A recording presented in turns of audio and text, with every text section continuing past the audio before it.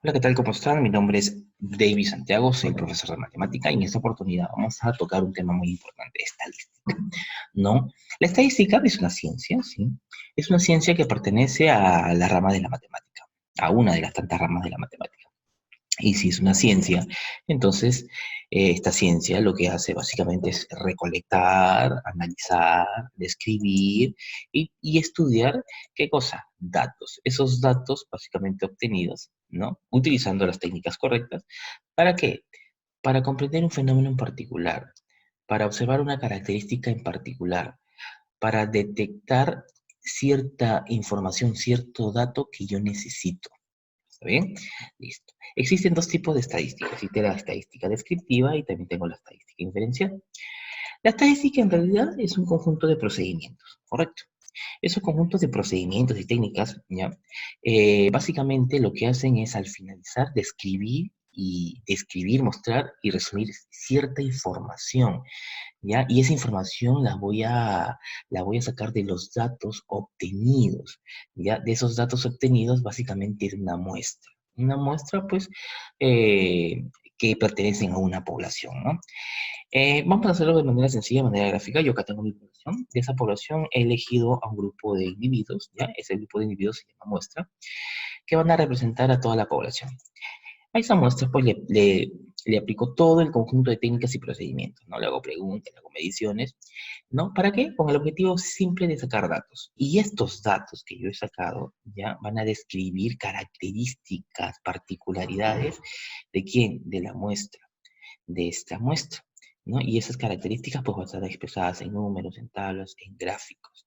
Y básicamente describen a la muestra.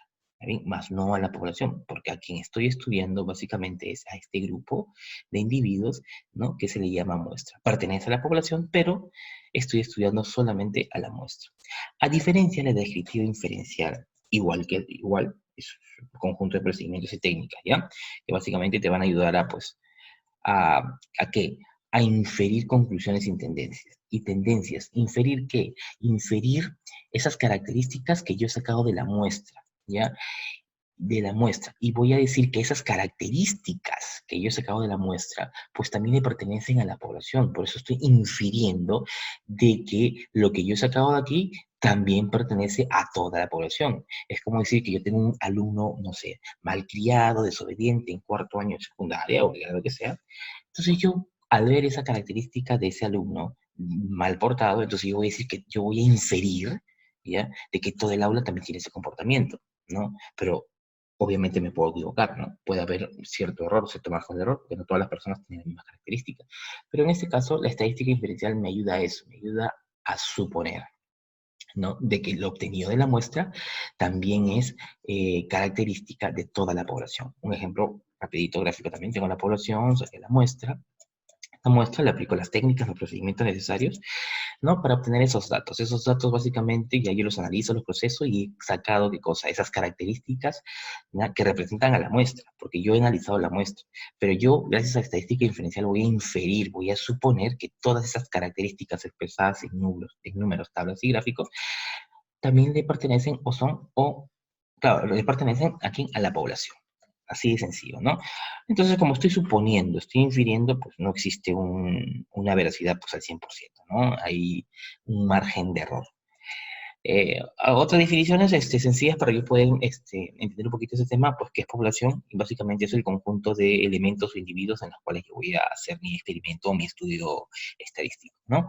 Existen dos tipos de población, pues la finita y la infinita. Pues la finita básicamente porque hay un número limitado de observaciones, ¿no? No hay muchos datos, ¿no? Los datos son pues fáciles de contar, fáciles de recolectar y no hay mucha información por ahí, pues que me es complicado. En cambio, en una población infinita, pues hipotéticamente, ¿no? No existe un límite, ¿no? En cuanto al número de observaciones que cada uno de ellos puede generar, ¿no? Comportamientos y un montón de cosas, ¿no? Por ejemplo, si yo voy a ver el tema del comportamiento en general del ser humano, y es una población, ¿ya? Infinita, ¿por qué? Porque cada uno de nosotros tiene una forma distinta. Serían muchas observaciones, serían muchas características que tendría que observar.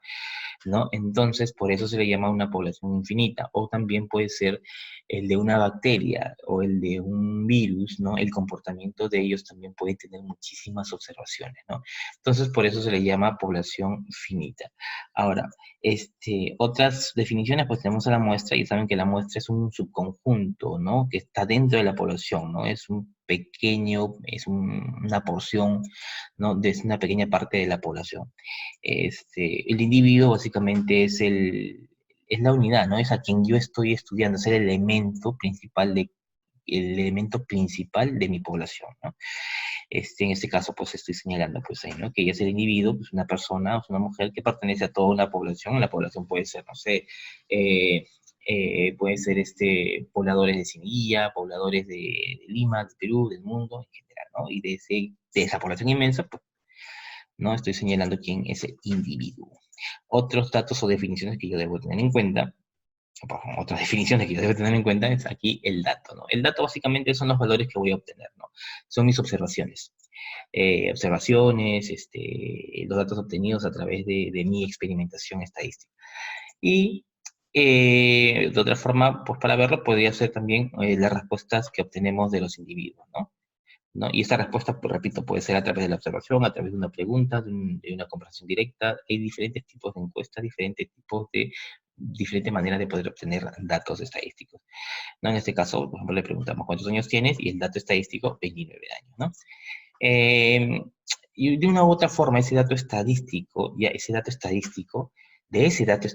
pues voy a obtener todas mis variables. Existen dos tipos de variables, la variable cuantitativa y la variable cualitativa.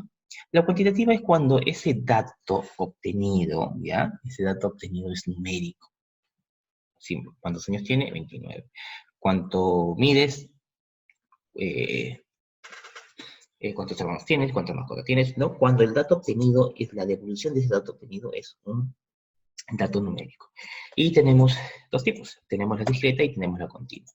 La discreta básicamente cuando ese dato obtenido, ese valor, esa variable obtenida, es un número entero, no es un número que ha sido partido, ¿no? Entonces, por ejemplo, ¿cuántos hermanos tiene, no? Nadie va a decir que tengo 2 hermanos y medio, ¿no? Tengo 3 hermanos y 3 cuartos, ¿no? Eso no va a pasar, ¿no? Porque sus individuos son cantidades enteras, ¿no? Y una variable cuantitativa continua es cuando, pues, la medición o el valor de la variable, en este caso es numérico, pero es del tipo decimal partido, ¿no? Por ejemplo, básicamente aquí está el tema de tiempos, medidas, ¿no? Escalas, ¿no? Metro y medio, o moneda también, ¿no? Un sol 50, 2 soles con 30 centavos, y así infinidad de situaciones donde expresan decimales, ¿no? Partes grandes y pequeñas. Las variables cualitativas, básicamente son dos, ¿ya?